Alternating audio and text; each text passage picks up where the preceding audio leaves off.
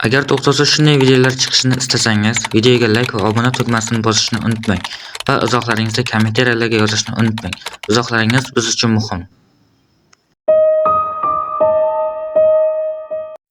O'smir bir yigit va bir qiz surfing taxtalarida o'tirib, sokin okean suvlarida mayin tebranib turishardi. Bu safargi surf sayohati ular kutganchalik hayajonli bo'lmadi. Atrofda birorta ham to'lqin ko'rinmagani va ikkalasi ham zerikib qolganlari sababli qirg'oqqa qaytishga qaror qilishdi. Ammo endi eshikka eshib ortga qaytmoqchi bo'lishganda qiz oxirgi marta ufqqa qarab, uzoqda suv ko'tarila boshlaganini payqab qoldi. U do'stiga to'xtashni aytdi. Axir ular aynan shuni kutayotgan edi. Katta to'lqinlar yaqinlashayotgan edi. Ular to'lqinlar ayni kerakli paytda yorilishini tushunishdi. Balki bu safar hammasi yaxshi yakun topar. Qiz to'lqin yorilishi bilan taxtasida o'rnidan turdi va mahorat bilan qirg'oq tomon uchib bordi. Orqasidan yigit ham o'z to'lqinini ushlab ketdi. Ular ketma-ket to'lqinlarda uchib, juda maroqli vaqt o'tkazishdi. Har bir yangi to'lqin avvalgisidan kattaroq va kuchliroq edi. Ammo qiz to'lqinlar haddan tashqari katta va tezlashayotganidan xavotir ola boshladi. Qiz navbatdagi mukammal to'lqinni tugatib, ortiga qaraganda yigit juda baland to'lqinda muvozanatini yo'qotganini ko'rdi. Yigit ham, uning taxtasi ham sinayotgan to'lqin ostiga tortilib, suv tagida g'oyib bo'ldi. Qiz o'z taxtasidan tushib, beligacha keladigan suv ichida turib, do'stining suv yuziga chiqishini kutdi. Ammo u ko'rinmadi. U ufqqa tikilib do'stini chaqirdi, ammo undan darak yo'q edi. Qiz xavotirga tushdi. Yigit allaqachon suv yuziga chiqishi kerak edi.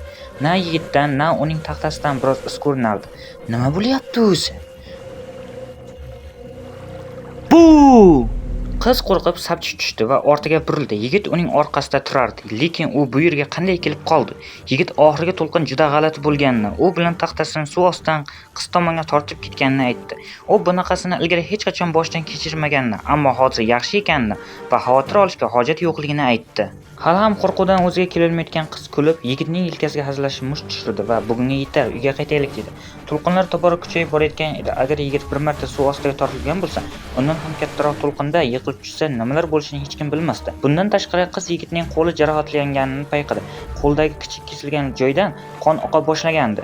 Yigit bu shunchaki arzimas tirnalish ekanini aytib, uyga qaytishdan oldin yana bitta to'lqinda uchishni xohlashini bildirdi. U butun okeanda faqat o'zlari turgan bir paytda bundan ajoyib to'lqinlarni qo'ldan boy bermoqchi emas edi. U qizga xohlasa qirg'oqqa qaytishi mumkinligini aytdi, ammo o'zi yana bir marta tashqariga suzib borishini aytdi.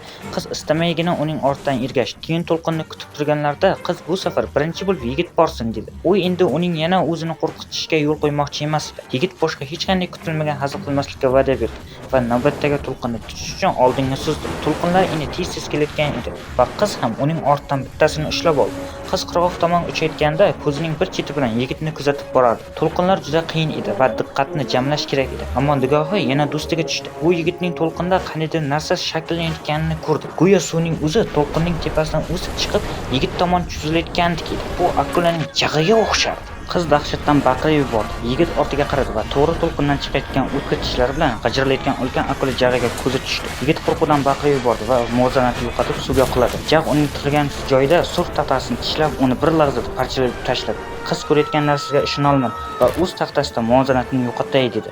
U o'zini tutib qoldi, ammo ortiga qaraganda zahoti xuddi shunday ulkan jag' uning to'lqindan ham chiqib kelayotganini ko'rdi. Yigit suvdan chiqib kelib, do'stini qo'llarida ko'targancha deyarli bo'sh turgan plyajga olib chiqdi. U qizni qum ustiga yotqizib yordam so'rab baqira boshladi. Plyajda bir nechta odam ularga qarab yugurdi, ammo hech kim qanday yordam berishni bilmasdi. Qizning ikkala oyog'i ham son qismidan uzib tashlangandi va u yigit uni qirg'oqqa olib chiqishdan ancha oldin vafot etgani ayon edi. Salom, bugungi hujjat bizga SCP fondining SCP-054 qanchalik tez to'lqinlarga ta'sir qilishi hali to'liq o'rganilmagan.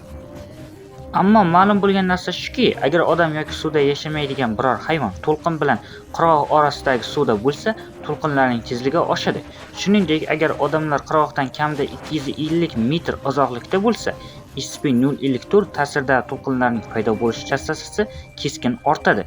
SCP-54 uchun siz suvda qanday mashg'ulot bilan shug'ullanayotganingizning ahamiyati yo'q. Oddiy suzuvchilar, snorkel bilan suzuvchilar va dayverlar bilan bog'liq hujjatlashtirilgan holatlar mavjud, ammo noma'lum sababga ko'ra surfchilar eng ko'p nishonga olinadigan qurbonlar hisoblanadi. Kuzatuvlar shuni ko'rsatadiki, suvda yashamaydigan boshqa hayvonlar ham ushbu anomal hodisani qo'zg'atishi mumkin. Masalan, bir nechta dengiz qushlari suv yuzida suzib yurgan paytda SP0 elektr ta'sirida to'lqin ularning ustiga yopirilgani kuzatilgan. To'lqin bosilgandan so'ng qushlarning o'zidan hech qanday iz qolmagan. Suv yuzida faqat qon va patlar suzib yurgan. Hatto kichik qayiqlar kabi ayrim suv transport vositalari ham anomal akula jag'lari tomonidan hujumga uchragani kuzatilgan. Ammo u kattaroq kemalarga hujum qilishdan qochayotganga o'xshaydi. Agar SP0 elektr namoyon bo'layotgan hududda bir nechta odam bo'lsa, unda qo'shimcha jag'lar ham paydo bo'lishi mumkin. Ular bir xil to'lqinda ham, hududdagi bir nechta turli to'lqinlarda ham hosil bo'lishi mumkin. SP0 elektr yetkazadigan jarohatlar oddiy, anomal bo'lmagan katta oq akula yetkazadigan jarohatlarga juda o'xshaydi. Jag'larning kuchi esa to'lqinning o'z hajmiga mutanosib bo'lib, katta to'lqinlardagi jag'lar kichik to'lqinlardagiga qaraganda ancha kuchli bo'ladi. SP0 elektr hujumlarining ayrim qurbonlarining butun qo'l yoki oyoqlari uzib tashlangan, boshqalari esa tanasidan butunlay ikkiga bo'lib yuborilgan. Yana ayrimlari esa to'lqin ularning ustiga qolganda va javr yopilganda shunchaki to'lqin ostida g'oyib bo'lib ketgan. Tishlanish yoki butunlay yutib yuborishning oldini olishning yagona yo'li to'lqin urilishidan oldin uning ostiga sho'ng'ishdir. Biroq buni amalga oshirish imkoniyati juda kam uchraydi, chunki to'lqin o'z qurbonlariga deyarli sezilmasdan yaqinlasha oladi.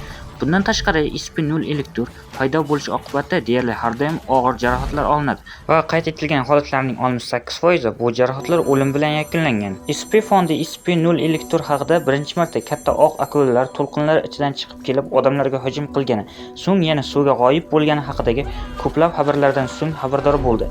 Shundan keyin fond ushbu anomal hodisani yaxshiroq tushunish maqsadida bir qator tajribalarni boshladi. Fond tadqiqotchilari o'tkazgan birinchi tajriba juda sodda edi. Ular SP0 elektr odamlarga hujum qilgani haqida xabar berilgan hududdagi suvga juda katta miqdorda hayvon qonini to'kishdi. Oddiy akulalarda bo'lgan kabi qon ham anomal hodisa uchun qo'zg'atuvchi omil bo'lib xizmat qilgandek tuyuldi.